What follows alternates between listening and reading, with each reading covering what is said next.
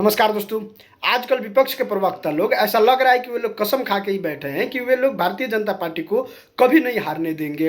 वे वास्तव में वे तो काम करेंगे अपने पार्टी के लिए, लेकिन फायदा पहुंचाएंगे बीजेपी को। इसका साक्षात उदाहरण आप लोग स्वयं देख लीजिए। चलो भाई।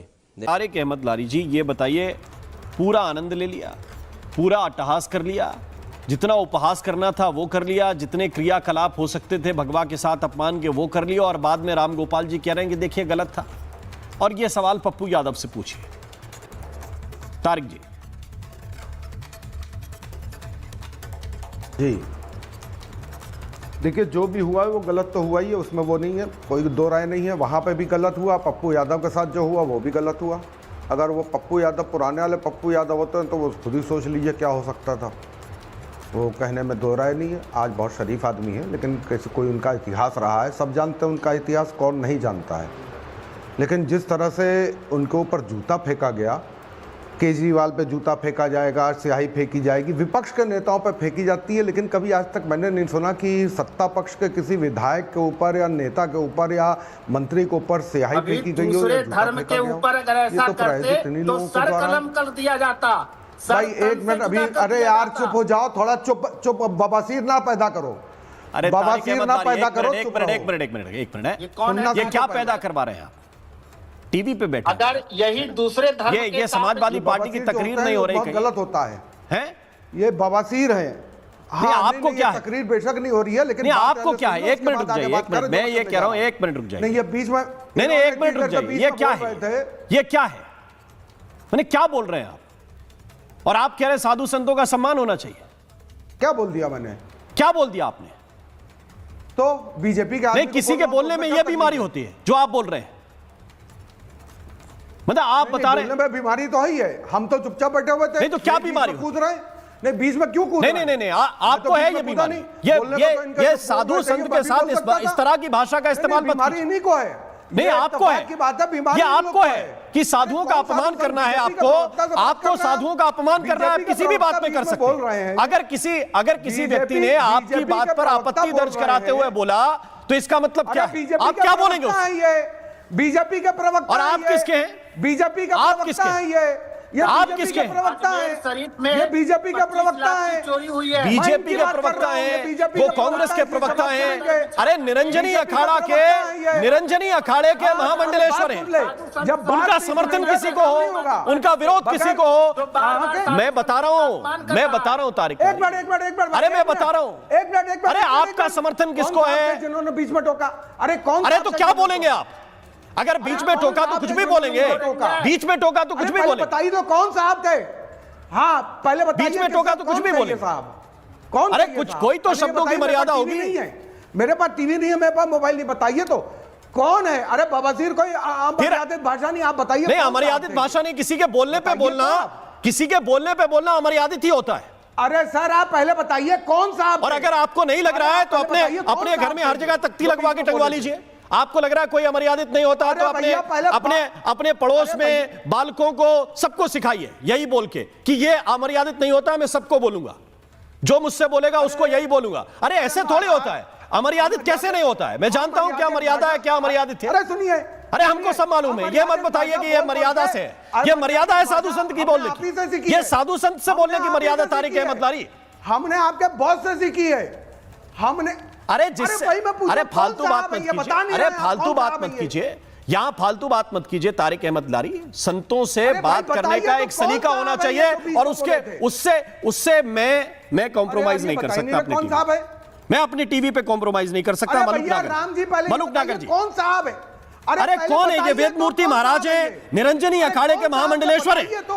निरंजनी अखाड़े के महामंडलेश्वर है वेद मूर्ति महाराज है। अरे महाराज, आई एम सॉरी, मुझे नहीं मालूम था। मेरे नहीं मालूम था तो कम से कम कोई भी बोले, ये लैंग्वेज नहीं हो सकती। मलुक नागर जी प्लीज, लारी I am sorry. No please, sorry महाराज, राममोहन जी, महाराज जी, मैंने आपको आपको और किसी की बात नहीं है। नहीं, मैं ये स्वीकार नहीं कर सकता। राम जी, पहली चीज तो अभी आपने रवींद्र पुरी जी का जो है एक विजुअल चलाया जी, और वो विरोध करा रहे हैं। ये रवींद्र पुरी महाराज वही हैं, जब राम मंदिर चोरी हुई, चढ़ावा चोरी की बात आई तो उन्होंने कहा ये विपक्ष के द्वारा अनावश्यक प्रलाप किया जा रहा है। ये चंदा चोरों के पक्ष में खड़े थे तो आज भी खड़े हैं। जरा ये बताइए, और ये भारतीय जनता पार्टी की वो सरकार तो फिर है, क्यों बदल रहे हैं समाजवादी पार्टी के स्टैंड? इतना ही अच्छा है तो भाई, जो एंजॉय कर रहे थे वहां पे, उपहास कर रहे थे, तो करें फिर क्यों बदल रहे हैं स्टैंड? अगर रविंद्र पुरी महाराज के विरोध से कुछ नहीं होता तो। जैसे आपने मल्लूक जी को सुना है वैसे मुझे भी सुन लीजिएगा, या जैसे अभी राधिका खेड़ा जी को सुनेंगे। ठीक, तो ये वही बाबा है, भाजपाई बाबा, जो अब बिल से निकल कर आ रहे हैं। पप्पू जी ने रावण की नाभि पर तीर मारा। ये फर्जी बाबा जो भारतीय जनता पार्टी से चंदा वंदा लेकर अपना पेट फुलाकर घूमते हैं, ऐसे ही बाबा फिर खड़े हुए हैं पप्पू जी के विरोध में। सच ये है। अच्छा, तो नहीं होना चाहिए विरोध, नहीं होना चाहिए, आप ये कह रहे हैं? पप्पू जी को परमात्मा घोषित क्यों नहीं कर देते?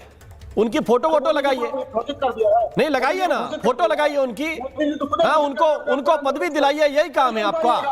नहीं सुन पाइएगा तो उनको दिलाइए पदवी, और पूरे गांधी परिवार को बोलिए वहीं पर जाके समर्पित हो जाए। चोरों के साथ खड़े हो सकते हैं। नहीं, उन्हीं पे जाके समर्पित कर दीजिए आप।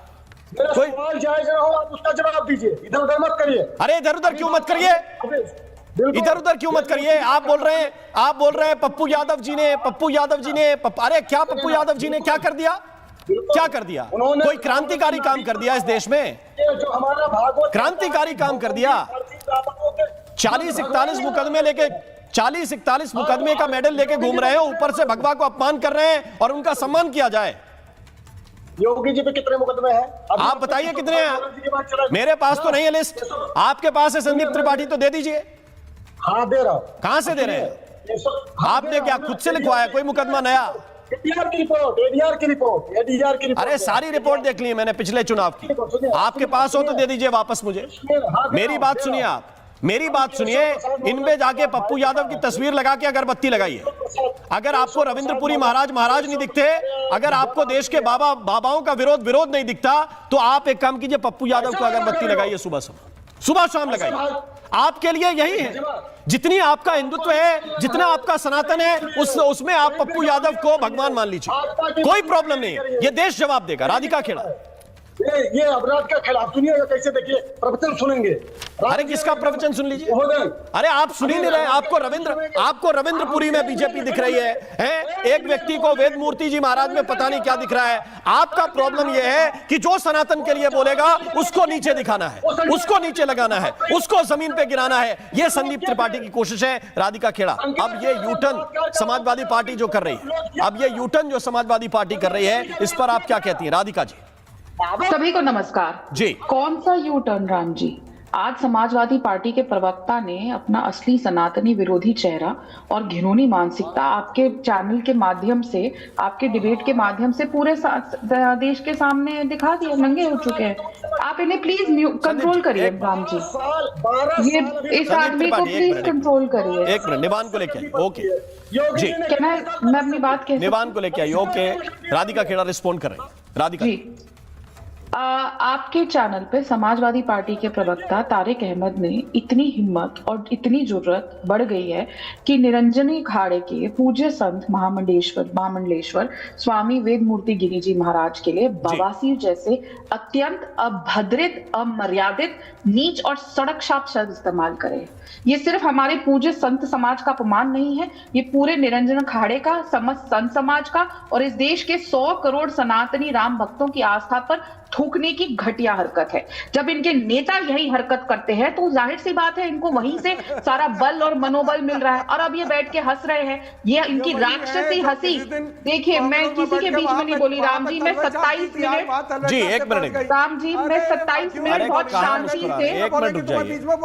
राम जी, 1 मिनट, बड़ा ताज्जुब हो रहा है। 27 मिनट से 1 मिनट, शर्मा जी करवा निवान वर्सेस राधिका। 1 मिनट तारिक लारी, राम जी 27 मिनट से पीसीआर जी। राम जी, मैं 27 मिनट से इन असुर ढोंगियों की मैं बकवास लगातार सुन रही थी। चाहे कांग्रेस के प्रवक्ता हो जो बार बार बोल रहे थे पेट फुला के हमारे संत आ जाते हैं, और ये जो अभी हंसे हैं जिस तरीके से, मुझे सिर्फ राष्ट्र कवि दिनकर साहब की एक कविता की कुछ लाइन याद आ रही है। जब नाश मनुज पर छाता है, पहले विवेक मच जाता है। पप्पू यादव हो, डिंपल यादव हो, जो मजे ले लेके खुश हो के पैसे दे रही थी, या पप्पू यादव किस तरीके से प्रभु श्री राम की फोटो को अपने सांसद के पैरों पे लगा रहे थे, संसद के बाहर संतों को चोर बताकर ठहाके लगाए जा रहे थे, और आज आपके चैनल पे कांग्रेस के प्रवक्ता हो या समाजवादी की पार्टी के प्रवक्ता हो, दोनों ने दिखा दिया कि वो अपने नेता के चेले हैं। और पप्पू यादव तो आपने एक गलती कर दी, जब आप बोल रहे थे इंडिपेंडेंट, पप्पू यादव ने ऑफिशियली कांग्रेस पार्टी, कांग्रेस के प्लेटफॉर्म पे खड़े होकर ज्वाइन करी है, तो वो तो बिल्कुल वही कर रहे हैं जो राहुल गांधी सुनना चाहते हैं। राहुल गांधी सनातन को खत्म करना चाहते हैं। राहुल गांधी के हिसाब से एड्स और मलेरिया से भी बढ़कर है सनातन धर्म, उनके हिसाब से। वो तो पूरे उनकी कर्नाटक के सरकार और जो साथ में वो है ना उनके प्रियांक खड़गे साहब के सुपुत्र शहजादा नंबर 2, वो तो सीधा कहते हैं हिंदू धर्म खत्म होना चाहिए। तो इन लोगों की मानसिकता है ये। और आपको याद होगा अटल बिहारी वाजपेयी जी ने कहा था, आप हमसे लड़ लीजिए, बीजेपी से लड़ लीजिए, पर राम से मत लड़िए। खत्म, bye bye, tata, good bye.